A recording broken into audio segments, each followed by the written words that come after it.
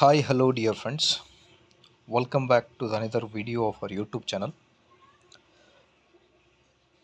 ವೀಕ್ಷಕರೇ, ಇಂದಿನ ಈ ಒಂದು ವಿಡಿಯೋದಲ್ಲಿ ಸರ್ಕಾರಿ ನೌಕರರ ಕುರಿತು ಒಂದು ಭರ್ಜರಿ ಗುಡ್ ನ್ಯೂಸನ್ನು ತಮ್ಮೊಂದಿಗೆ ಶೇರ್ ಮಾಡ್ತಾ ಇದ್ದೀನಿ.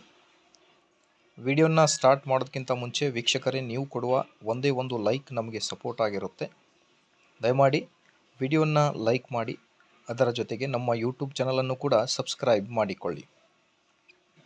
ಮಾಹಿತಿ ಏನಿದೆ ಅಂತ ಡೀಟೇಲ್ ಆಗಿ ನೋಡ್ತಾ ಬರೋಣ. 7th ಪೇ ಕಮಿಷನ್, ಕೇಂದ್ರ ಸರ್ಕಾರಿ ನೌಕರರಿಗೆ ಹೊಸ ವರ್ಷದಲ್ಲಿ ಭರ್ಜರಿ ಗುಡ್ ನ್ಯೂಸ್ ಅನ್ನೋದ್ರ ಬಗ್ಗೆ ಒಂದು ಬ್ರೇಕಿಂಗ್ ಅಪ್ಡೇಟನ್ನು ತಮ್ಮೊಂದಿಗೆ ಶೇರ್ ಮಾಡ್ತಾ ಇದ್ದೀನಿ. ಮಾಹಿತಿ ಇಷ್ಟ ಆದಲ್ಲಿ ಶೇರ್ ಕೂಡ ಮಾಡಿ. ವೀಕ್ಷಕರೇ, 7ನೇ ವೇತನ ಆಯೋಗದ ಪರಿಷ್ಕರಣೆಯಿಂದಾಗಿ 2024ರಂತೆ 2025ನೇ ವರ್ಷವು ಕೇಂದ್ರ ಸರ್ಕಾರದ ನೌಕರರು ಮತ್ತು ಪಿಂಚಣಿದಾರರಿಗೆ ಹಲವು ಖುಷಿ ಸಮಾಚಾರಗಳನ್ನು ಒಳಗೊಂಡಿರುತ್ತದೆ ಅಂತ ಹೇಳ್ತಾ ಇದ್ದಾರೆ. ಮೊದಲಿಗೆ ಬಂದ್ಬಿಟ್ಟು ಈ ಒಂದು ಇನ್ಫಾರ್ಮೇಷನ್ ಸೆಂಟ್ರಲ್ ಗೌರ್ಮೆಂಟ್ ಎಂಪ್ಲಾಯೀಸ್, ಕೇಂದ್ರ ಸರ್ಕಾರಿ ನೌಕರರಿಗೆ ಮತ್ತು ಪಿಂಚಣಿದಾರರಿಗೆ ಭರ್ಜರಿ ಒಂದು ಗುಡ್ ನ್ಯೂಸ್ ಅಂತ ಏನಿದೆ. So subscribe for all the updates. ವೀಕ್ಷಕರೇ, 7ನೇ ವೇತನ ಆಯೋಗದ ಪರಿಷ್ಕರಣೆಯಿಂದಾಗಿ 2024ರಂತೆ 2025ನೇ ವರ್ಷವು ಕೇಂದ್ರ ಸರ್ಕಾರದ ನೌಕರರು ಮತ್ತು ಪಿಂಚಣಿದಾರರಿಗೆ ಹಲವು ಖುಷಿ ಸಮಾಚಾರಗಳನ್ನು ಒಳಗೊಂಡಿರುತ್ತದೆ. 2025ರ ಜನವರಿಯಿಂದ ನೌಕರರು ಮತ್ತು ಪಿಂಚಣಿದಾರರ ತುಟ್ಟಿ ಭತ್ಯೆ ಹೆಚ್ಚಳವಾಗಲಿದೆ.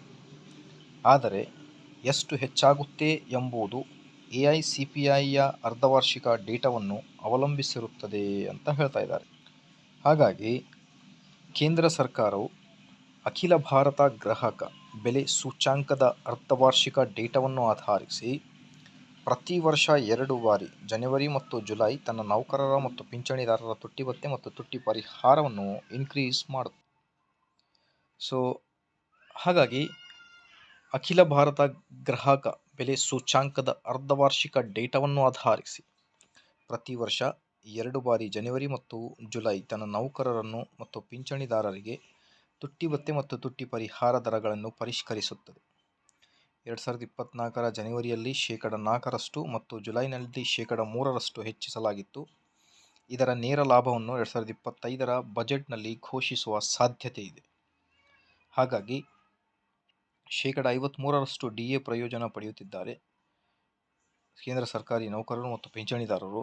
2025ರ ಜನವರಿಯಲ್ಲಿ ಮತ್ತೆ ಪರಿಷ್ಕರಣೆಯಾಗಲಿದ್ದು 2024ರ ಡಿಸೆಂಬರ್ವರೆಗಿನ AICPI ಸೂಚ್ಯಂಕ ಡೇಟಾವನ್ನು ಅವಲಂಬಿಸಿರುತ್ತದೆ.